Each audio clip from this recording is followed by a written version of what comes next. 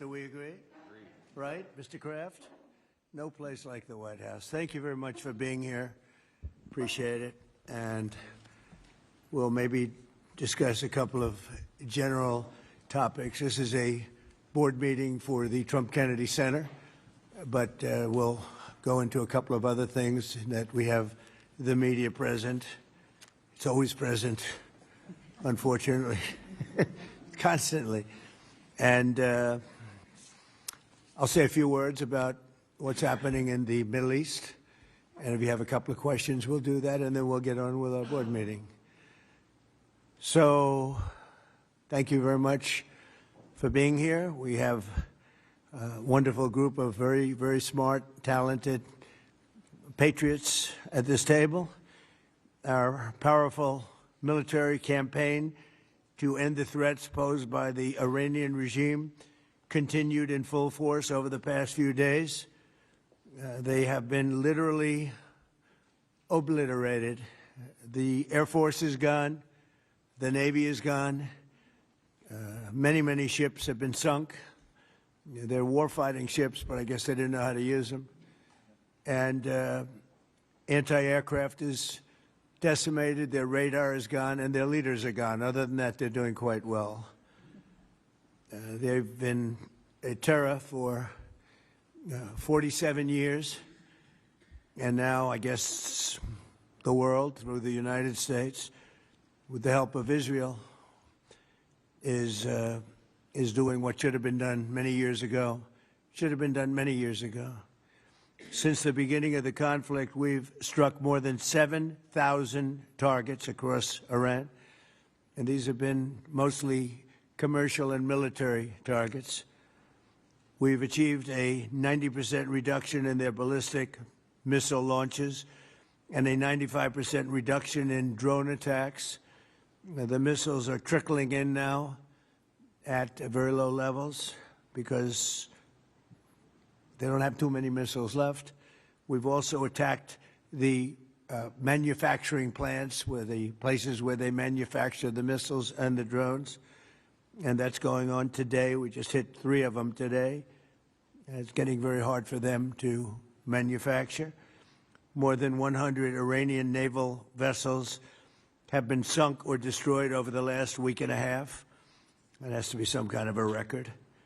Additional strikes continue to launch from all directions every single hour.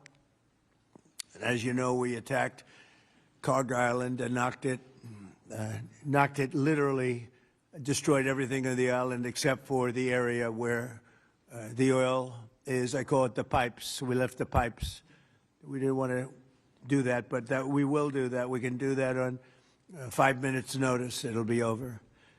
But for purposes of someday rebuilding that country, I guess we did the right thing.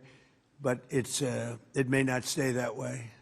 Just one simple word and the pipes will be gone too, but it'll take a long time to rebuild that. We are aggressively dismantling Iran's defense industrial base, and ability to rebuild its missiles and drone capability is getting down to close to zero. And we're hammering their capacity to threaten commercial shipping in the Strait of Hormuz, with more than 30 mine-laying ships destroyed. We hit, to the best of our knowledge, all of their mine-laying ships. Now they can put them on other types of ships, I guess, and drop them in. But we don't know that any have even been dropped in. We're not sure that any have been. That's a big negative for them if they do it. It's a form of suicide. But we don't know that they have dropped any in. But we've hit all 30 of their ships and destroyed them. They're all at the bottom of the sea. We strongly encourage other nations whose economies depend on the Strait far more than ours. You know, we get less than 1% of our oil from the Strait, and some countries get much more. Japan gets 95%. China gets 90%. Many of the Europeans get quite a bit. South Korea gets 35%. So we want them to come and help us with the Strait. We have it in very good shape. The countries, I said, we've already taken care of Iran, but now, because of the fact that literally a single terrorist can put something in the water or shoot something or shoot a missile, a small missile, and it's fairly close range because it is a tight area, and which is one of the reasons they've always used that as a weapon. Iran has always used that as an economic weapon, and it's not going to be able to be used very long. Numerous countries have told me they're on the way. Some are very enthusiastic about it, and some aren't. Some are countries that we've helped for many, many years. We've protected them from horrible outside sources, and they weren't that enthusiastic. And the level of enthusiasm matters to me. We have some countries where we have 45,000 soldiers, great soldiers, protecting them from harm's way. And we have done a great job. And when we want to know, do you have any minesweepers? Well, would rather not get involved, sir. I said, for 40 years we're protecting you, and you don't want to get involved in something that is very minor. Very few shots going to be taken because they don't have many shots left. But they said, we'd rather not get involved.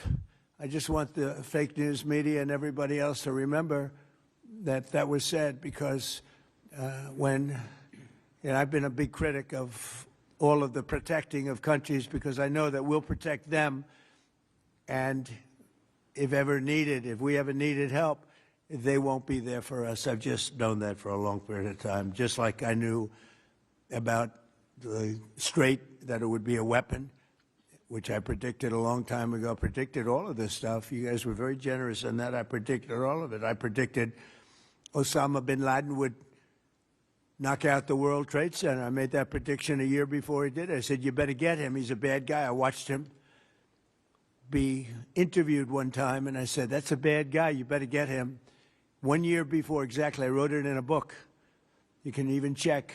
About a year before the World Trade Center came down, President Clinton actually had a shot at him, and he didn't take it, unfortunately. I'm not blaming him for that, but he didn't take it. And he ended up knocking down the World Trade Center, but I predicted that too. I predicted a lot of things. We strongly encourage other nations whose economies depend on the Strait for blood. I mean, these people literally need it. 95% of their energy or their oil comes out of the Strait, and they should be in here very happily helping us. And it's incredible. We have such we're number one in oil by double now. We drill, baby, drill. We're double any other nation, and it's going to be soon triple any other nation. And that doesn't include Venezuela, who's been great. By the way, the relationship with Venezuela has been fantastic.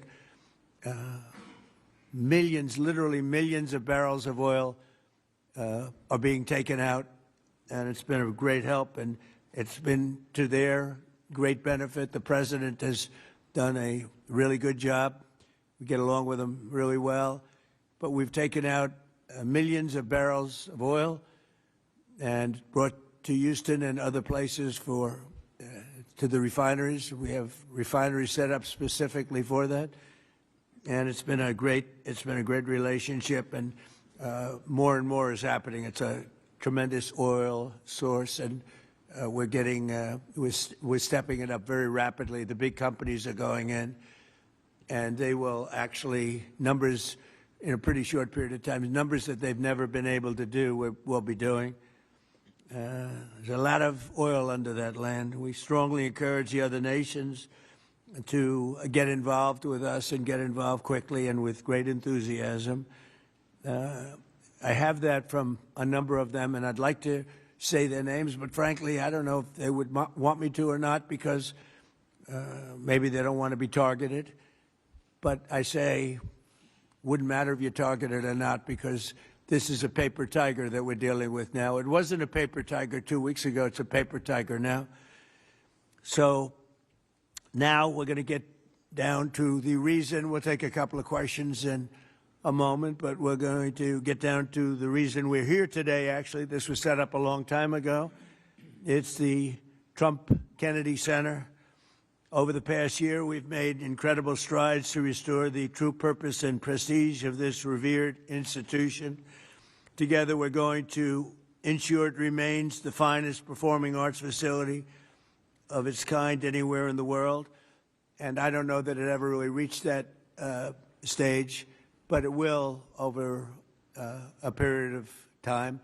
We're rebuilding it. It's in very, very bad condition. It's been it's been somewhat of a disaster, to be honest with you. It's been let go to hell. That's what they've done. They did a poor job. They spent money in the wrong places. They built some theaters underneath that nobody uses, little ones, tiny theaters that cost $300 million. And the money was spent incorrectly, wrong. We're dealing with some networks on the possibility of renting those little theaters. Nobody's going to use them. They want the big halls. The halls are going to be incredible. They're in bad shape, but when they're completed, the bones are potentially something that could be unbelievable. So I want to, before we begin, I want to thank Rick Grinnell. He's been a friend of mine for a long time. He's been unbelievable. He went to he was the ambassador, as you know, to Germany. There was no happier woman in the world than Angela Merkel. Angela.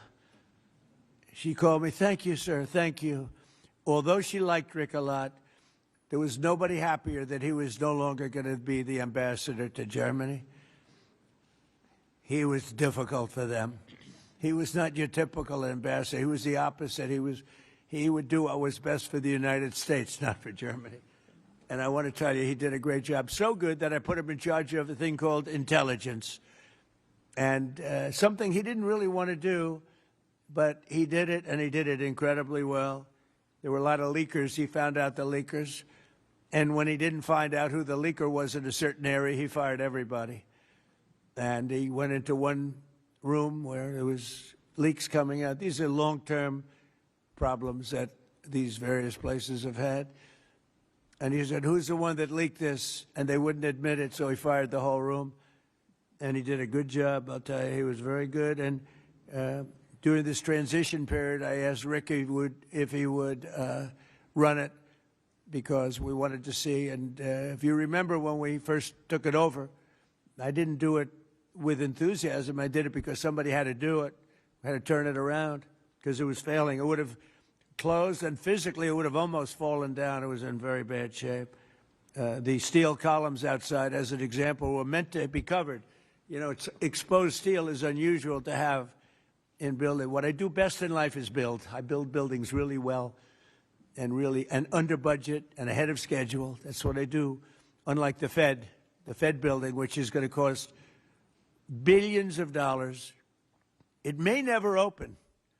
I mean, right now, we have a wonderful Kevin, a wonderful new head of the Fed coming in. I don't know if he'll ever be able to occupy this complex that was destroyed by Jerome Too Late Powell. I call him too late because he's always too late with interest. Should cut interest rates. He should cut them right now. They should have a special meeting.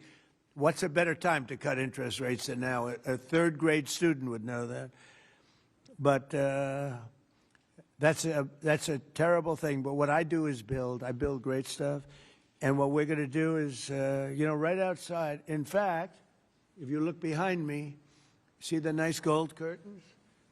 If you want to look into a nice foundation and you want to see a lot of work, very deep, very, very deep for specific reasons, we have a magnificent ballroom being built, because this is the biggest room, and it holds like 98 people for dinner. But behind me, you're going to have a ballroom that this building and the people occupying it, in particular, every president for 150 years has clamored for a ballroom, a large, beautiful room. This is a cocktail room, and this whole floor will end up being a cocktail room for the cocktail area or pre-area for the ballroom before dinners. So we'll have heads of state. We can't even do a heads of state dinner. Usually what they do is they would do them on the lawn with a tent. But when it rains, the lawn is very low. And you know the land in Washington. It was built on swampy, wet land. And when it rains and you have the king of Saudi Arabia, we have, as an example, the king of the UK, I would say King of England, who's a great guy. He's coming in very soon. And when it rains, you know what happened? The rain would go over their feet. It would be about 4 or 5 inches over their shoes. This was not good. So, and it rained a lot. So we're building, finally, because I do that. And by the way, no taxpayer money. I want to put that, zero. It's going to be, it's on time, on budget. It'll be under budget. Literally, we're having it under budget, other than we've upgraded it in terms of the marbles we're using. We're using onyx and stones that are incredible. But it'll be something really spectacular. I'm looking at Mr. Steve Wynn, who's over there. He built a spectacular building, and he knows Trump builds a spectacular building. I build better buildings than him. I don't care what he said. But Steve is over here, and he really, with his incredible wife, Andrea, and thank you both for being here. Andrea's on the board, and Steve is so in love with his wife, he asked whether or not he could come. And I can say the same thing for the great Bob Kraft. He's got a wife that's so wonderful. He said, do you think I could come? She didn't have to accept that, you know. She could have said no. But Bob said, I would like to come. So, Bob, we will not let you vote, although his vote would be a good vote. He will vote for the proper thing. But it's good to have you both here. These are two great couples that know a lot about the things I'm talking about, like fixing, whether it's building a stadium or building a building. We know they know how to do it. So thank you, Steve, very much. But we've made incredible strides over the past year. If you remember, I said I want to run it for a year just to see, because the place is falling down. It's horrible. Air conditioning, heating is going to be ripped out in its entirety, and you know, it needs new. It's old. It's, how many years is it, Rick? What's the total? 50, almost, yeah, over 50. And we have 50-year-old air conditioning, more than that, actually. And it's in bad shape. Everything's in bad shape. It's got to be redone.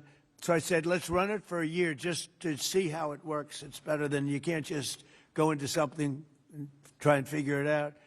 And we figured it out over the year. And you have to close it, putting new marbles in, beautiful, beautiful marbles. When you do marbles, you can't have people walking over the marble every night as it's drying and setting and going to a play.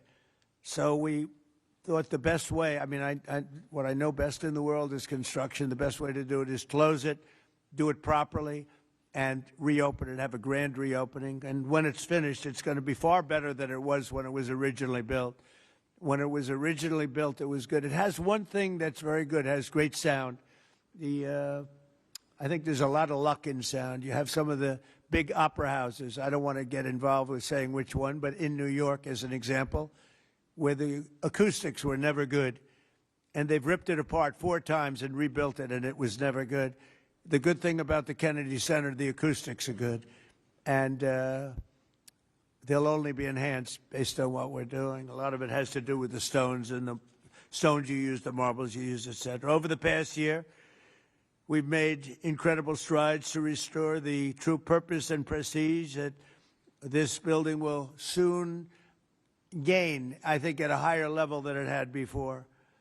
Together, we're going to ensure it remains the finest and will become the finest performing arts facility anywhere in the world. It's got the location, and it will have the building. It's got good bones. It's got good structure.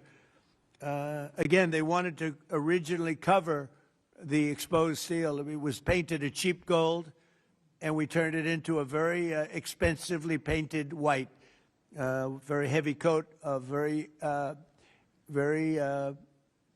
powerful white paint meant for steel, exposed steel. A very different kind of paint, but it's almost like putting a stone over the top of it.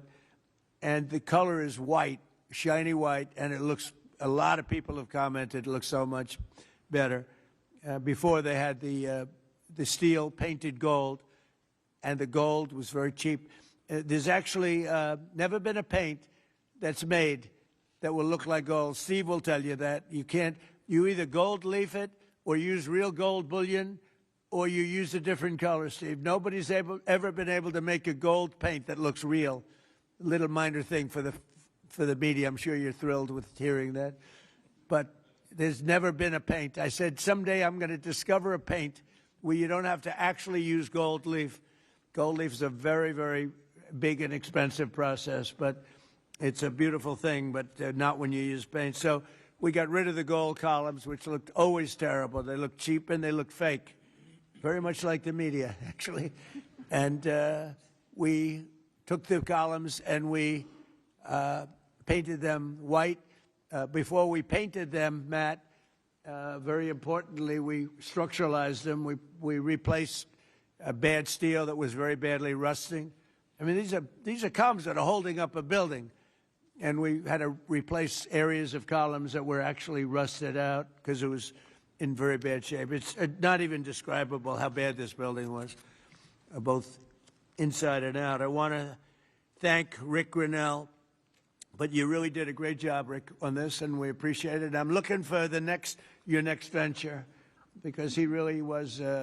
He was. You know, there was a story he got fired. He didn't get fired. He was here for a short period of time, for a year, figuring it out with Matt and everybody else. And Matt now is going to take over, and he's a pro at construction, great at construction. And I think Matt would like to run the facility too. He's fallen in love with it, and I think he'd do a good job. But if I don't think he will do a good job, I'll say, Matt, you're fired. I'm getting somebody else. So you're under no pressure, Matt, okay? It's like Bob Kraft. If a football player doesn't perform well, typically you will fire him immediately, Bob. Do you ever let them stay around for 4 or 5 years if they're bad? Not too many times, right? So anyway, I learned from you. So I want to thank also Attorney General Pam Bondi, who's been fantastic. I don't know, is Pam here someplace? Oh, hello, Pam. Good. She's been great. And the Speaker of the House, he's got the easiest job of anybody in government. He's got a majority of 2. I don't like to say 1 because it varies, but between 1, 2, and 3. And I think you're the only man that's ever lived that's able to be very happy about it. In fact, when we get up to 3, you know, every once in a while we get up to 3. Actually, for a period of time, we had it up to 4, and then we had a death. And death is very bad when you're the Speaker and you have a majority of 2 or 3. But we had a death, and then we had another death, and we had some things, and but we're looking very strong. We had one man who was very ill. It looked like he wasn't going to make it. I don't know. I won't mention his name. Should I? Do other people know his name? Do you want to mention it? He'll be proud. Go ahead. Tell him the story. Okay. Well, thank you, Mr. President. Congressman Neil Dunn of Florida had some real health challenges, and it was very serious, and had a pretty grim diagnosis. And I mentioned it to the President, and I said, Congressman Dunn is a real champion and a patriot because he's still coming to work, and if others got this diagnosis, they would be apt to go home and retire. And what was the diagnosis? It was, I think it was a terminal diagnosis. He would be dead by June. Okay, that wasn't public, but yeah, okay, that's, it was grim. That's what I was going to say. I don't think with a heart problem, by the way. This was a heart problem. So, long story short, the President called him to encourage him and thank him, and they had a conversation, and the President mentioned in the course of the conversation, you know how to get my doctors involved, and they did, and within a number of hours, they took him to Walter Reed, emergency surgery. The man has a new lease on life. He acts like he's 30 years younger, and he walked into the conference meeting, and we thought we'd seen a ghost. And I spoke with him over the weekend, and he's encouraged and thankful, and he thanks the President for his leadership and intervention, and thank you. Thank you. He actually called Mike. Mike called me, and he said, sir, we're up by 3, but we're going to lose 1 by June. I said, who? Neil Dunn. He's a great congressman. Incredible. He called to say that he was terminal, really bad heart. There's nothing they can do. I said, that's bad. Number 1, it was bad because I liked him. Number 2, it was bad because I needed his vote. But he really said, he said, Mike, I'm going to last this out for the President and you, and however long I live, I mean, it looks like June is the time, but however long I live, I'm going to be voting for you. I mean, how many people are going to say that? Most of them are going to say, Mike, I'm retiring immediately. That's the end. He's an extraordinary man. But he didn't do that. It was really impressive. And then I realized I have doctors in the White House. The White House doctors are incredible.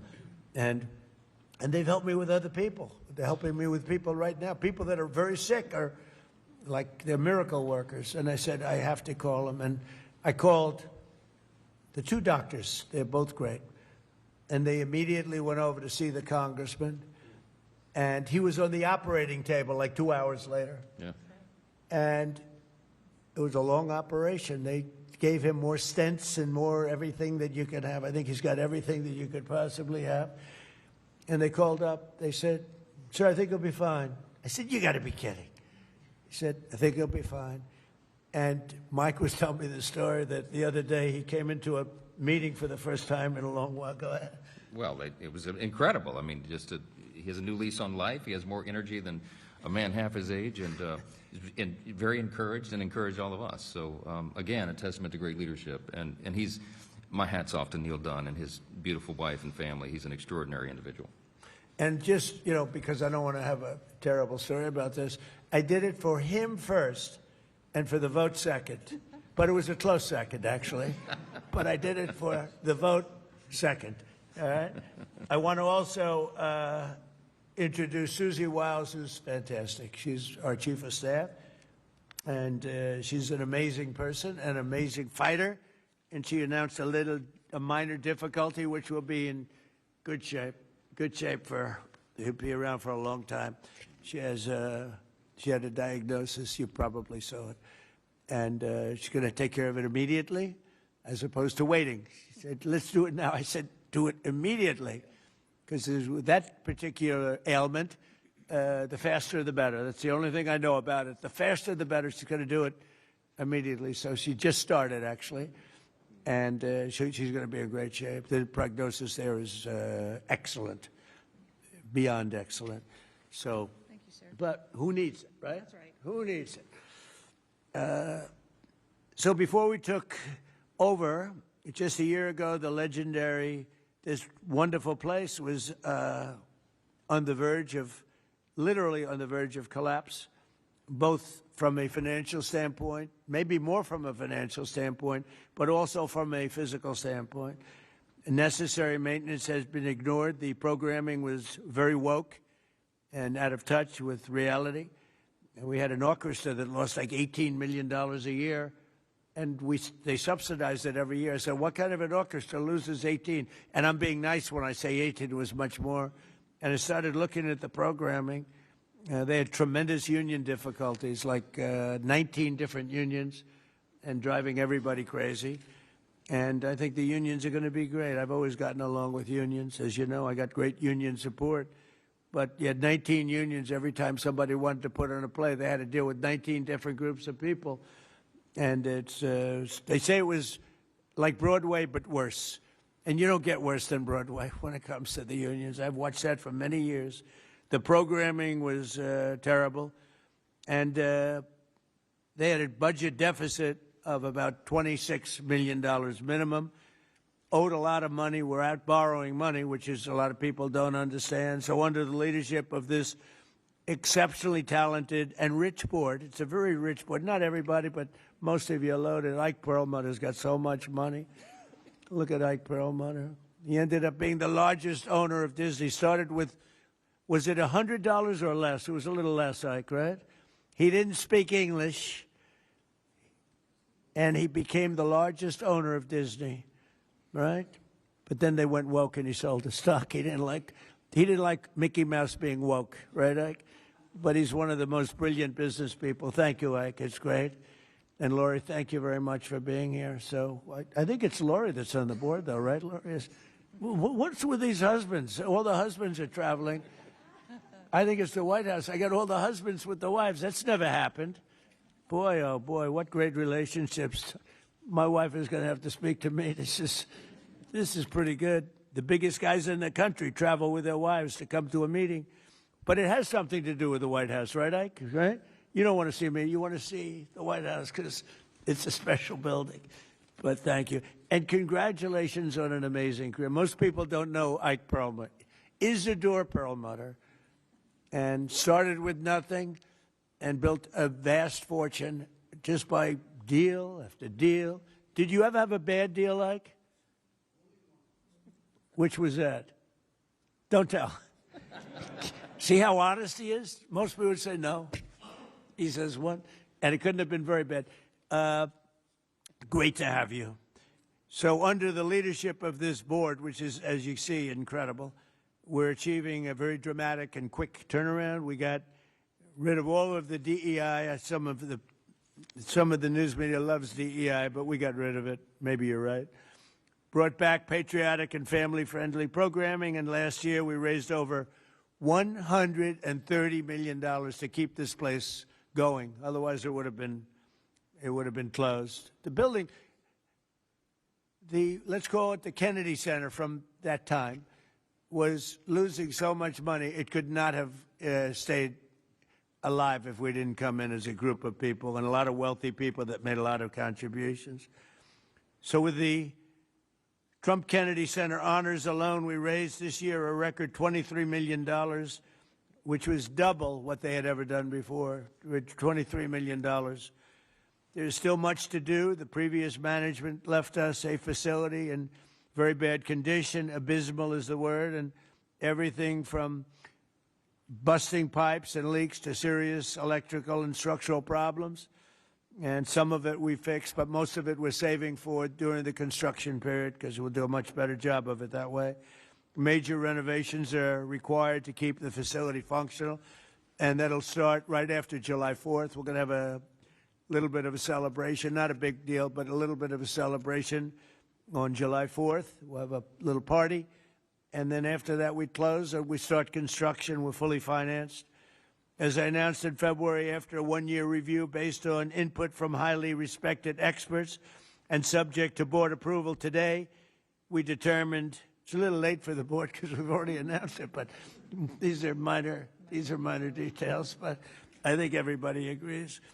But subject to board approval, we determined that the fastest way to bring the Trump Kennedy Center to the highest level of success, beauty, and grandeur is to cease the entertainment operations for a 2-year period of time as we complete high-quality, really high-quality construction. We've already purchased seating, as an example. We've already purchased a lot of the marbles and some of the things that are hard to get. Getting quality marble is very hard. It takes a long time. It comes from areas where it takes a long time to mine, and we're getting some of the best things you can. The marble is going to be incredible. The seats that we have, the seating is the highest level. Everything is the highest level. So this temporary closure will enable us to complete the work much faster and of a much higher quality. As an example, it's hard to show Shakespeare when you don't have any seats. As the seats are being changed, it's not exactly a great experience for people. So the right way to do it is just close it and fix it and open it. We'll begin right after, as I said, July 4th celebration. And thanks to the great, big, beautiful bill, we are fully funded, ready to go. And we have tremendous amounts of money coming in from some people around the table, but also from people that are not here, but that have made very generous contributions toward the Trump Kennedy Center. People that have never given to it before and would never have given it except I asked them to give. So, Rick, I thank you very much for the job that you've done, and I'm delighted that you really are. You did a great job. It was a little rough with a couple of the people, but that's okay. They've survived. Some of the artists, they took a pounding from Rick. It's almost like this guy right over here, Anthony. He knows what it is to pound people. Right, Ike? Anthony knows. Anthony's another great. You're not on the board either, Anthony. You're here with your wife? What's going on here? The most successful people, they're all here with their wives. I'm looking around. Wow, that's impressive. Anthony's another one. He started off with one truck. He had one truck 45 years ago. He ended up with 4,000 trucks, and he sold his company for billions of dollars. And you're here, Anthony? He's a member of one of my clubs, and all he has is cash. He said, I have a big problem, sir. What? I don't know how to invest my cash. Most people have a problem. They don't have any cash, right? Anyway, thank you, Anthony. You're the greatest. So all of these people have done so much, and they've done so much to help. And Matt, I just really, I'm here to a certain extent to wish you good luck with everything and to introduce you to the board. Many of the board know because Matt's been running a lot of the initial construction and planning and going to be assuming the role of Chief Operating Officer and Executive Director, where he'll lead a construction crew for the next, a big crew, by the way, because it needs a lot of work, for the next 2 years in preparation for the grand reopening. And I think it's going to be something that's going to be very, very special. We're doing a lot of special things. We have a lot of things happening. We have at the front of the White House on June 14th, you probably read, UFC is going to be here.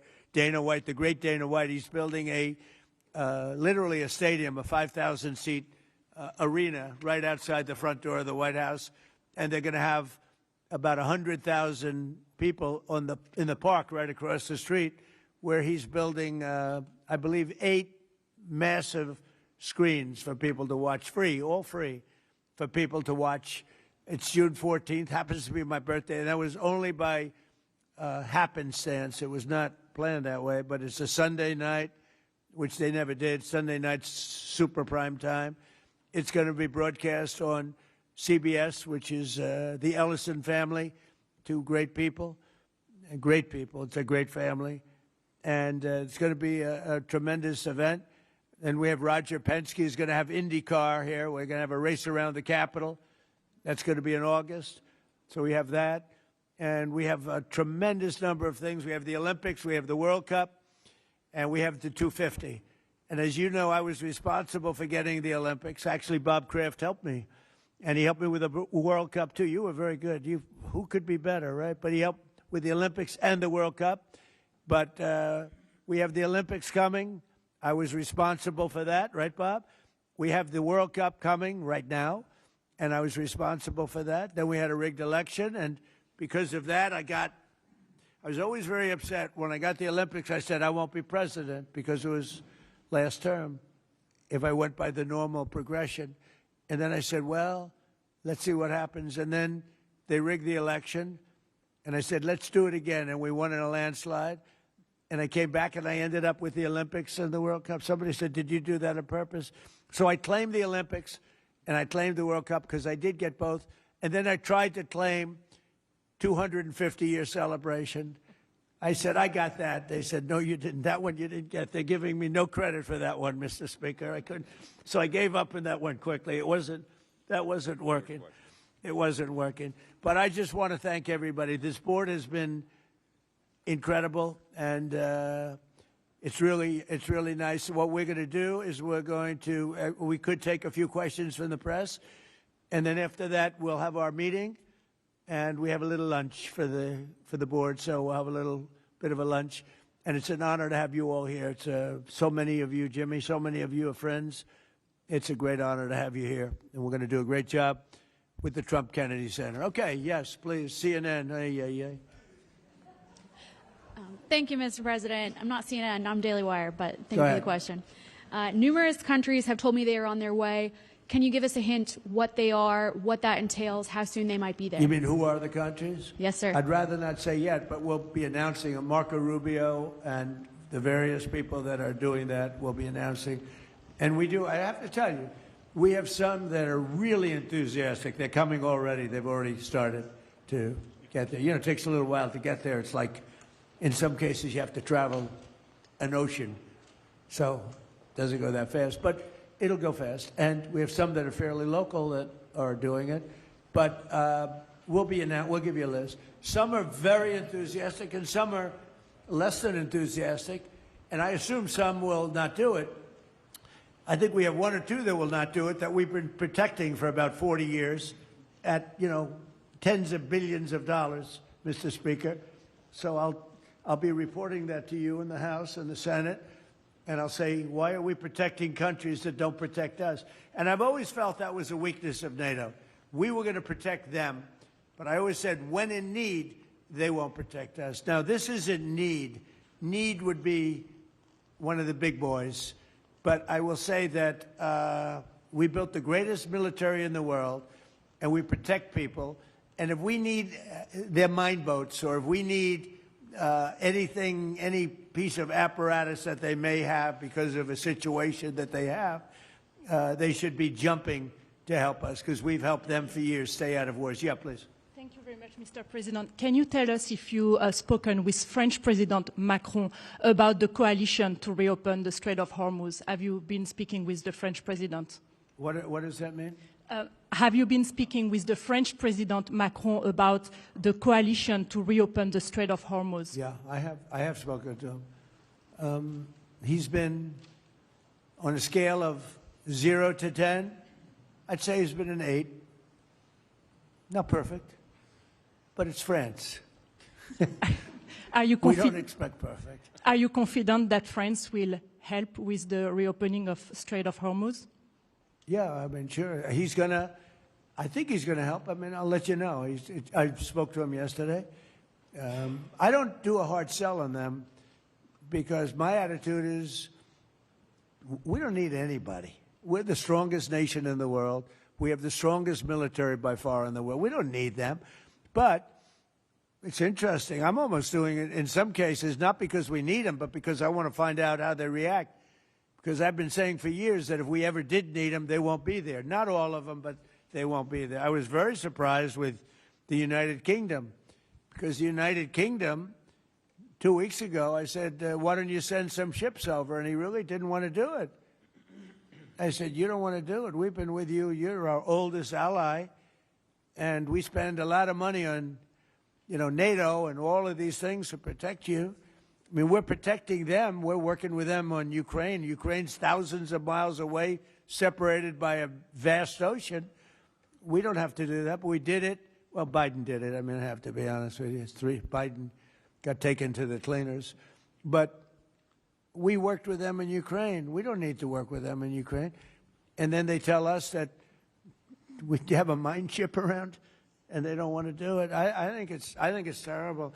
No, I was very surprised. I told him, we requested 2 aircraft carriers, which they had, and he didn't really want to do it. And then right after the war essentially ended, meaning they were obliterated, he said, I would like to send the aircraft carriers. I said, I don't need them after the war has ended and won. I need it before the war. So I was very upset not upset, I was not happy with the UK. I think they'll be involved, yeah, maybe. But they should be involved enthusiastically. We've been protecting these countries for years with NATO, because NATO is us. You can ask Putin. Putin fears us. He has no fear of Europe whatsoever. He fears the United States of America and the military that was built by me in the first term. Yeah.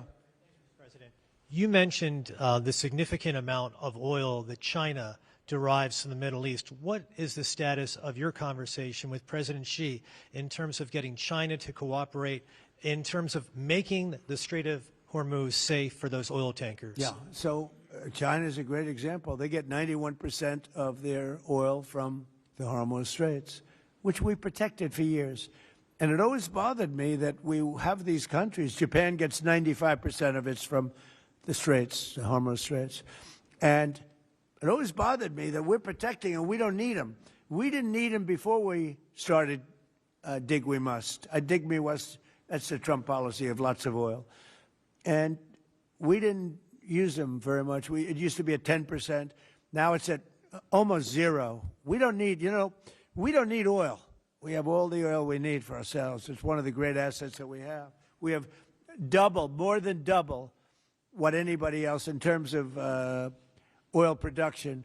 We're at more than double any other country. So we don't need it, but we did it. It's almost, you could say we did it out of habit, which is not a good thing to do. But we did it because we have some good allies there. We have some great Middle Eastern countries there, Israel there. So we did it for a lot of reasons. But it always amazed me that we did it. We never asked for reimbursement. And it was really there to serve other countries, not us. And by the way, we have the Sugar King. Same story. Look at that. Alfie von Hool. Alfie, thank you both very much. Huh? That's Pepe, yeah. Pepe. Hi, Pepe. How are you? How are you? Is Alfie in the backstage? Huh? Is he sitting back there waiting for you? No? You doing all right? Pepe is a great friend of all of ours, I think, in the room. Tremendous. And we appreciate you being here. Great to have you. Thank you. Mr. President, honored. That's great. Both of you. Thank you very much. So go ahead, please. Mr. President, you've said that Iran does want to make a deal. Now, into the third week of this bombing campaign, what would that deal look like? What are the ask that you're making of the government? They want to make a deal. They're talking to our people. I don't know if they say that to you. Maybe they do, maybe they don't. Don't forget, they are a country that for years, I didn't know this until recently, they're a country based on disinformation. And now they're using disinformation plus AI. And that's a terrible situation. That's a terrible situation. They showed all sorts of things happening in the last 2 weeks that never happened. Between their kamikaze boats that don't exist, between blowing up the aircraft carrier, one of the great ships in the world, the Abraham Lincoln, on fire. They showed it on fire. I called the general. I said, General, what's with the Abraham Lincoln? It looks like it's burning down. No, it's not burning down. Not a bullet was ever fired at it, sir. They know better. I said, this is my first glimpse of AI and what they've done with it. They showed buildings in Tel Aviv burning to the ground, high-rises burning. They showed buildings in Qatar. They showed buildings in Saudi Arabia burning, and they weren't burning. They weren't hit. It was all AI-based. Terrible. It's terrible. And that's their only, I think that's the only thing they do well. They're negotiating, and we always talk. When, somebody said, well, would you talk? Why would you even talk to them? I talk to everybody because sometimes good things come out of it. But I don't know if they're ready yet. They're taking a pounding. I don't know if they're ready yet. And we don't even know their leaders. Look, all of their leaders are dead, as far as we know, but they're all dead. We don't know who we're dealing with. We knocked out the first group. Then the second group met, 88 met to pick the leader because the first group was all dead. And the second group got knocked out. They're all dead. Then a third group met. I would think they're a little nervous about meeting. I don't know if they're nervous. Maybe they're not. Maybe they're crazy. If they're not nervous, then they're crazy. But we met with the next group, but we don't know who their leader is. We have people wanting to negotiate. We have no idea who they are. Yeah, please, Peter. Thanks, President Trump. What are your advisors telling you about the Ayatollah's son, the new supreme leader? What are they telling you about him? Well, it's not only them, it's you people. I mean, a lot of people are saying that he's badly disfigured. They're saying that he lost his leg, one leg, and he's, been hurt very badly. Other people are saying he's dead.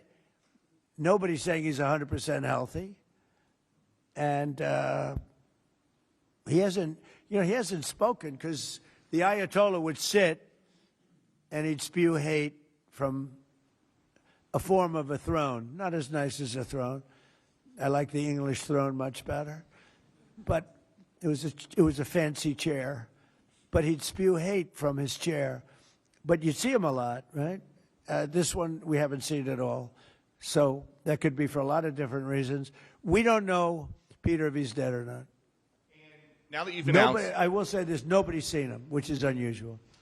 Something else. Now that you've announced that the U.S. has destroyed all of Iran's mine-laying ships, why can't the U.S. just immediately reopen the Strait of Hormuz? Well, we could, but it takes two to tango. We have to get people to take their billion-dollar ship and drive it up. If when Pepe has his big sugar ships coming around and they cost $1 billion, and we say, I think it's okay now, Pepe, take your ship, drive it through the Strait of Hormuz. He may say, let me wait a little while, because it takes ship owners, and these ships are very expensive. They can cost up to $2 billion. So they don't want to take a chance that, gee, I think you'll be okay. They got to know it. So they don't have to set, we don't know if they even set any mines. But the thought that they may have is enough to keep people from saying, we don't need it. Now, we are pounding that area, that coast, as you know, left side. We're pounding it, like really pounding it hard. And again, they may have no mine set. We hit every one of their mine droppers. They call it the mine layers, right? The ships. They're pretty sophisticated ships. Every one of them is gone. But it only takes one. So it's a little unfair. You win a war, but they have no right to be doing what they're doing. But we're hitting them very hard. And today is a big day where we're pounding a certain area that has very much to do with the Strait. And I think we'll get it going very soon. In addition, we do have other nations coming in. You need people to watch and people to see. We have other nations coming in. Yes, please. If the United States is working to secure the Strait of Hormuz for the benefit of other countries like China, and our allies aren't yet stepping up to your standard, is the United States getting back to being the world's policeman? Look, the United States should not be very much involved. They can on a certain basis. They've been doing it for a long time. But I've always said, if you look back years ago, I said, why aren't we being reimbursed? These are the richest countries in the world. Why aren't we being reimbursed for maintaining the Hormuz Strait? And why aren't we being reimbursed for that? I've said that for years. You can go back. They reported on it yesterday. I've been saying a lot of things about the Straits. Number one, I said it's the one advantage they have, but that's a suicidal advantage because they kill themselves more than they kill the rest of the world. And there are things you can do with time. There are other things you can do, but I think we're going to have the situation straighten out pretty quickly, and I think we're going to have some good help, and I think we're going to be disappointed in some nations too. And I'll let you know who those nations are. One of your advisors, David Sachs, said the other week that the U.S. should, quote, declare victory and get out of the Iran war. He also warned that if the conflict escalates, Israel may contemplate the use of a nuclear weapon. Has he shared that assessment with you? No, he hasn't. Israel wouldn't do that. Israel would never do that. And, there's a theory. You pounded them to hell, and you could just leave now, and it'll take 10 years for them to build back not nearly what they have right now. And I guess that's another theory. But we want to have it ended so that another president doesn't have. Look, for 47 years, no president was willing to do what I'm doing, and they should have done it a long time ago. It would have been a lot easier. There's no president that wanted to do it, and yet every president knew. I've spoken to a certain president, who I like, actually, a past president, former president. He said, I wish I did it. I wish I did, but they didn't do it. I'm doing it. Yeah. Which president? I can't tell you that. I don't want to embarrass him. It would be very bad for his career, even though he's got no career left. Go ahead, please. You mentioned. How about the man right Thank you, sir. Mr. President, you mentioned that you're not entirely sure who you're dealing with, who the leadership is in Iran. Do you see a viable opposition movement still in that country following all of the protests that we had seen before the airstrikes and kind of an opposition movement that could become a viable leader in Iran? Well, the biggest problem, and we have brave people in this room, but the biggest problem that I see is that, they put out a warning, and we have the warning. We get everything they get. And it said any protester that goes onto the street will be immediately shot and killed. This is a little tougher than the American way. This is not quite as tough as, nobody can believe it. So I can't imagine, they don't have guns, and the other ones have guns. Highly sophisticated machine guns and AK-47s and other kinds of guns. And they did that with the women. So the women had 250,000, even 500 people protesting a year ago. And they shot women right through the middle of the forehead with snipers. And they didn't have to do many. About 10 went down bleeding profusely. And 250 to 500,000 women went running in the other direction. Because they can be brave, but they're not stupid. And they have no gun, and you have snipers in buildings specifically for this reason. So a woman goes down falling, bleeding from the head, and it doesn't take long for that to spread. And when that spreads, that crowd dispenses. And nobody else has been able to do that to the extent that these people are violent. They killed a minimum 2 weeks ago, 32,000 people. So, and they put out actually a notice 2 days ago. If you protest, you will be shot and killed. So, I don't know. I would say Mike Johnson's the only person I know who has the courage to go out in that kind of an atmosphere. I don't think so. I don't think so. Yeah. Have your advisors told you anything in terms of how long we can expect gas prices as high as they are right now? I don't need advisors to tell me that. I know what it is. You know, the Prime Minister of UK, United Kingdom, yesterday told me, I'm meeting with my team to make a determination. I said, you don't need to meet it with the team. You're the Prime Minister. You can make your own. Why do you have to meet with your team to find out whether or not you're going to send some minesweepers to us or to send some boats? I said, you don't have to meet with your team. It's the same thing here. I can tell you that when this is over, oil prices are going to go down very, very rapidly. So is inflation, so is everything else. But frankly, much more important than short-term, even long-term oil prices, you can't let the most violent, vicious country in the last 50 years have a nuclear weapon, because the Middle East will be gone, Israel will go first, without question, and they'll certainly take a shot at us before we get our act together and say we got to take them out. You can't let Iran, who's truly a nation of great terror and power. Look what happened. In the last 2 weeks, they weren't supposed to go after all these other countries in the Middle East. Those missiles were set to go after them. So they hit Qatar, Saudi Arabia, UAE, Bahrain, Kuwait. Nobody expected that. We were shocked. And the other one, you know, they fought back. They could have yielded. But think of it, if we weren't around, they had tremendous power. They had thousands of missiles, most of which we've terminated.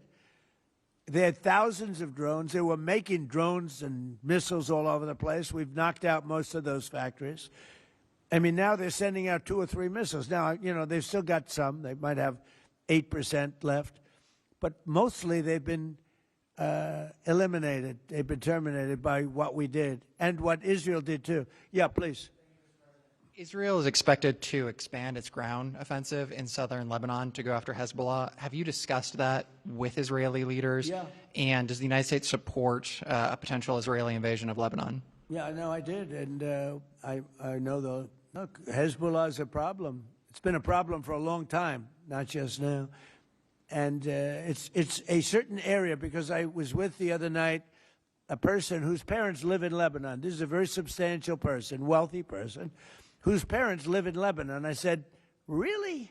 How do you live in Lebanon? Your parents are living? Oh, yeah, they live there. And over the years, they've gotten used to the fact that it's being bombed. But they explained to me that it's really a different section of Lebanon. It's the section where Hezbollah is. And they get used to it, I guess. I don't know. I mean, people live in Ukraine. You would think they wouldn't live in Ukraine, but they live in Ukraine. I don't know that I'd do that, but they live in Ukraine. They live in Lebanon. Hezbollah is a big problem, and they're rapidly being eliminated. Thank you very much, everybody. I appreciate it.